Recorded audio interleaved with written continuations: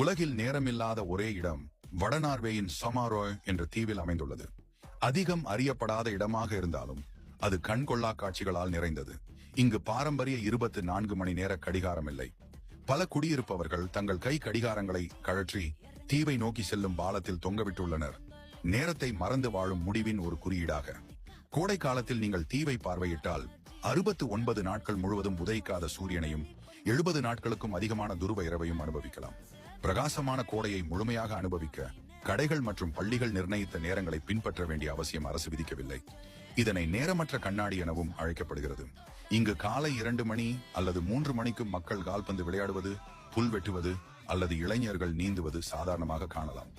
November முதல் பிப்ரவரி வரை நீங்கள் கதவை திறக்கும் ஒவ்வொரு முறையும் வானில் நடனமாடும் அழகிய நாதன் லைட்ஸ் காட்சிகளை பார்க்க முடியும்.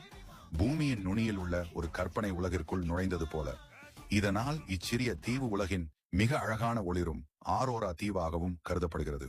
இங்கு யாரும் உங்களை ஒரு குறிப்பிட்ட நேரத்தில் எதையாவது செய்ய அழுத்தமிடுவதில்லை.